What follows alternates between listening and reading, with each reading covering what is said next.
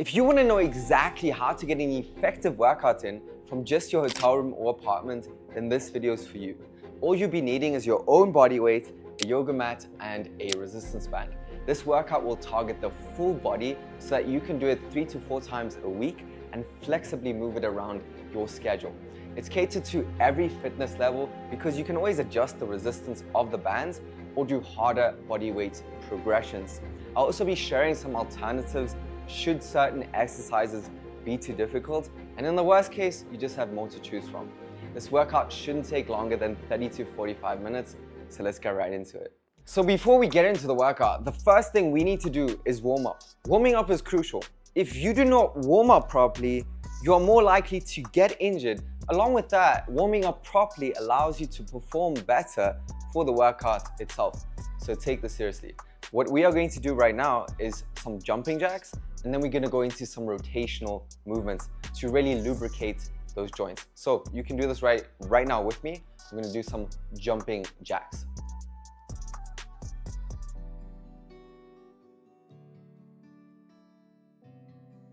I actually feel quite warm already. I live in beautiful South Africa, so I don't have to warm up that long. However, if you live in a cold apartment or in a colder country, make sure to do this a little bit longer, sort of until you break a light sweat. After this, I like going into rotational movements to really lubricate the joints.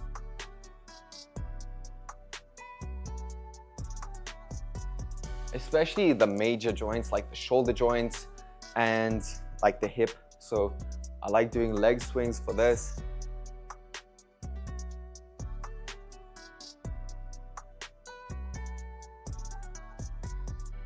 And then still some wrist rotations. Especially for body weight exercises, this is crucial. All right, let's get into the workout. Let's get into the good stuff. So for the workout itself, I don't have too much of a structure, but I like going with, because it's a full body workout. So I like going with a cadence of big body part, small body part. So all this means is that I do a multi-joint compound movement, and then I move on to an isolation movement, like a bicep curl. Compound would be like a push-up, right? Multi-joint. The reason I do that is because this is so efficient, because it allows me to catch my breath. When I, for example, let's say I would do a push-up, right? It takes a little bit more out of you. And then you do a calf raise after that, right? It's almost like you're resting, right? You're catching your breath while you're still working another muscle group, a smaller muscle group. And this really allows you to save a lot of time and just make it overall way more efficient. And then again, because it's a full body workout, which movements I do when doesn't matter too much. I like starting off with my weak points or the main focus of the day. And today we will be focusing on the chest and mainly the upper chest, because I believe that, or I know that the upper chest is so crucial to developing a well-rounded aesthetic physique. Most people neglect it. I did for the longest time, but it is crucial if you want to develop a well-rounded aesthetic physique. Starting off with the incline chest fly. So all you want to do is take the resistance band and you have the anchor and you want to attach it or put it between the door at the bottom.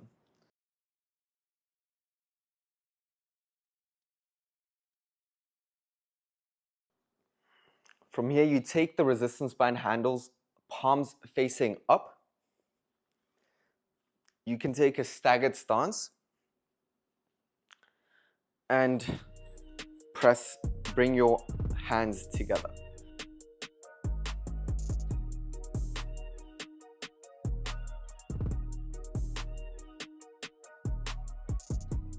Focus on the stretch at the bottom and think of bringing your biceps together.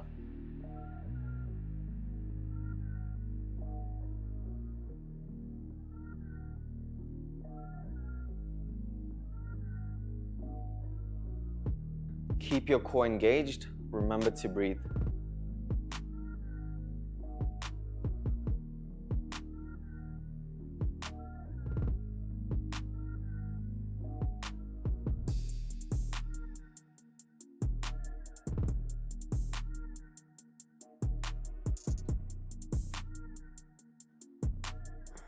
So you want to do 2 sets of these and you want to rest between 60 to 90 seconds. Once you've done that, you can either get into a decline push-up or a resistance band chest press. So I'm going to demonstrate the resistance band chest press.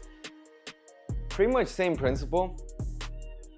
To increase the resistance, I'm just going to take a few steps forward more, keeping your chest up, and now you press. Instead of flying, you press. Control. Stretch at the bottom, press. Again, think of bringing your biceps together and engaging your chest.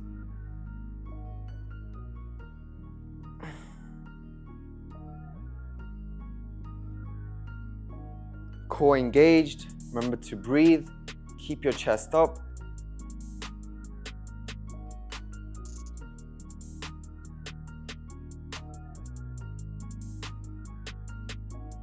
So 2 sets of these as well. Here you want to rest about 2 minutes, and then we're going to get into the next movement. So the reason I started off with the fly and then I went into the chest press is because my main goal, my main objective for this workout is to really fatigue the chest. Now, the reason I went into the chest fly first is because often when we do compound chest movements, our tricep fatigues before our chest, and we are limiting our chest growth because of that. But if I start off with a fly, I'm fatiguing the chest before I get into the compound movements. Now I know when I reach muscular failure, when I can't move anymore with the compound movements, I know that it's my chest that's properly fatigued and not my tricep that is limiting myself. So that's why I do the fly first, and then I get into the compound movements. So next up, we have a superset of lateral raises to work those side delts, and then we're gonna combine that with calf raises. So for the lateral raises, you can basically you can still keep it in the door frame, anchor it there, but I'm gonna demonstrate it with standing on the resistance band and then doing lateral raises from here.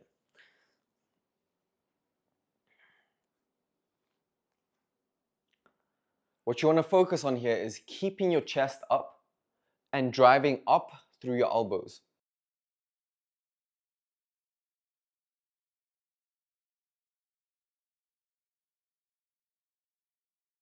Remember to breathe, keep your core engaged, and really feel those side delts, the side shoulders, contract.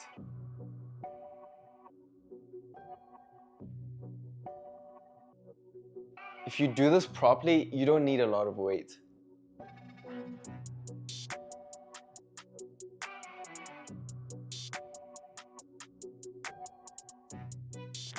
As you can see, I'm done. And then we're going to go into calf raises. Squeeze at the top, come down slowly.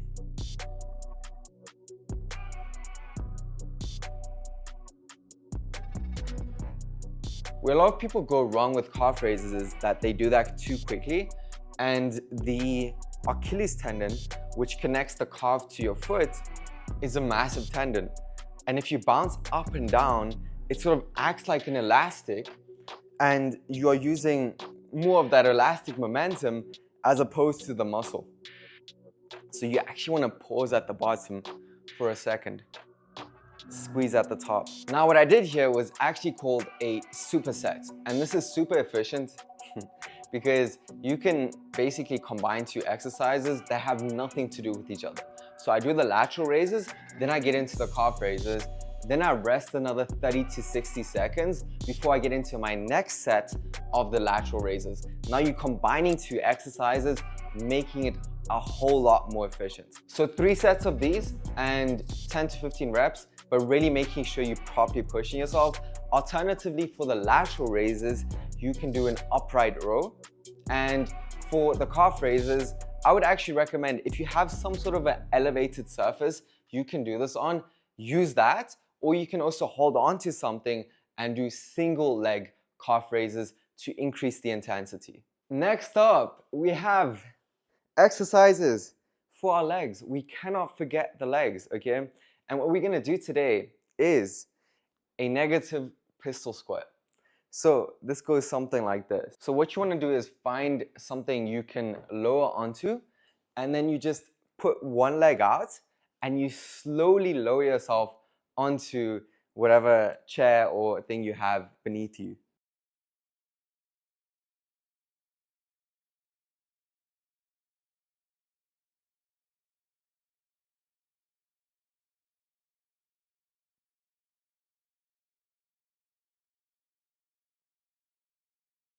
Once the desired repetitions are completed, once you finished, right, you've pushed yourself to failure, obviously repeat, and always start off with your weaker limb, your weaker side, and then match the reps with the stronger side.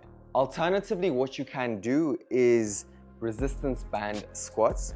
So here, all you want to do is stand on the resistance band again, and then you bring up the resistance band and you anchor it like this, and you just perform a normal squat.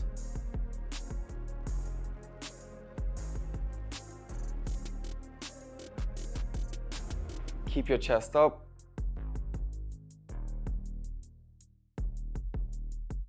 Here we're gonna do 2 sets, and again, resting around 2 minutes. I think you're getting the pattern. If it's an isolation, somewhere between 60 to 90 seconds rest. If it's a compound, we rest at least 2 minutes. All right, we are bringing in another superset, and now we're gonna do triceps, right? And we're going to train the core, the abs. Now, the reason I'm doing abs right now, because normally you would see people do it at the end of the workout. What I found is that I want to train my abs, and if I put them at the end, I was less likely to do them because we know ab training is pretty hard. So if I have like a bicep curl at the end, I'm more likely to do it at the end because I look forward to the bicep pump. And if I put the ab exercises in the middle, then I'm more likely to do them. So we're going to combine tricep extensions with some ab workout. For the triceps, what we're gonna do is overhead tricep extensions. So here you wanna make sure your elbows are pretty close to your head, and then you just push up from there. Maintain control, go all the way down to really stretch that tricep and push up. Again, really focus on the tricep. Keep your chest up. Remember to breathe.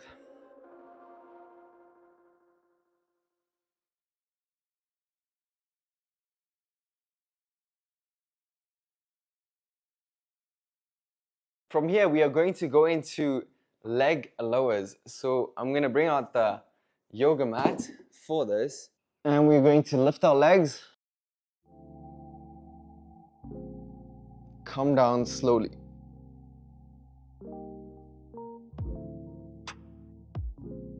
Squeeze your core.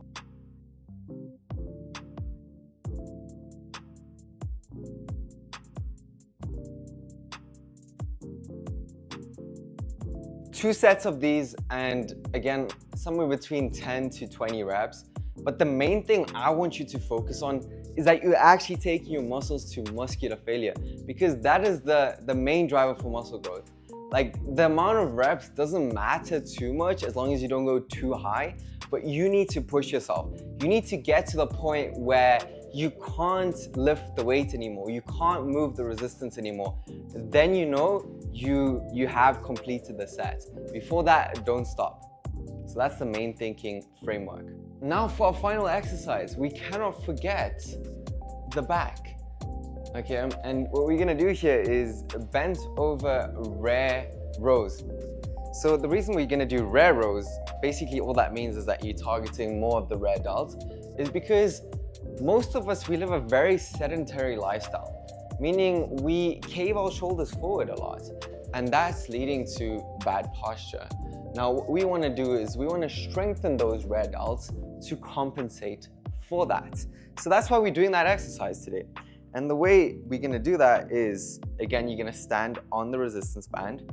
You're going to bend over, bend your knees slightly, and then you're going to pull up. Squeeze at the top, come down slowly.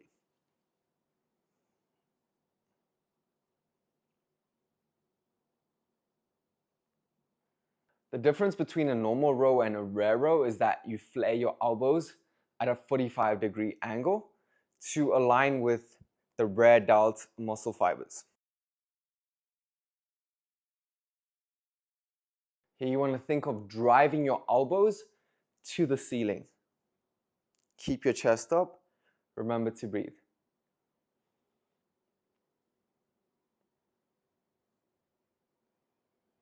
So we're gonna do 2 sets of those, again resting about 2 minutes. And if you're feeling like adding another exercise, and for example training your bicep, if you still have some time, at the end of that, basically once you've done the 2 sets of the back, the rare rows, you can add some bicep curls to really end off the workout with something cool, a nice pump. And here again, you just want to stand on the resistance band and then curl up. Remember to keep your elbow stationary.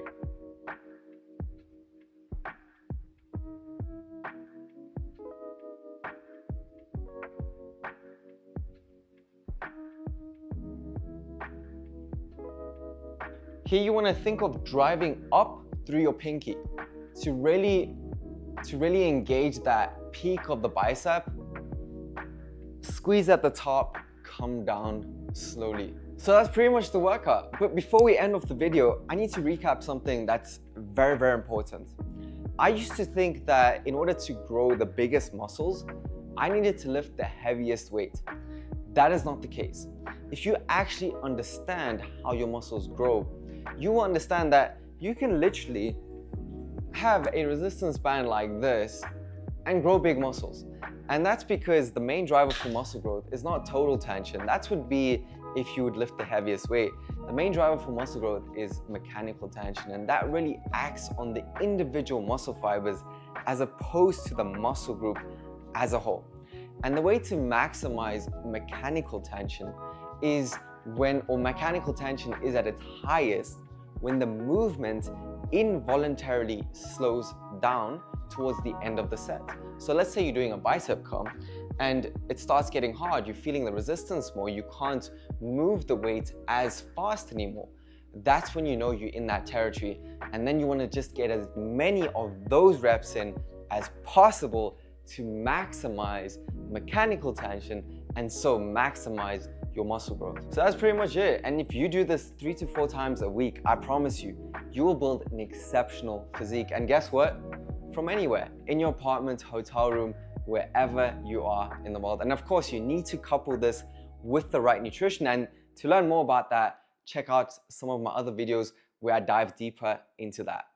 Other than that, if you found this video valuable, make sure to let me know. Give me a thumbs up. Comment down below if you have any questions. Other than that, yeah, take action. Don't be a little bitch. And as always, I'll see you in the next one.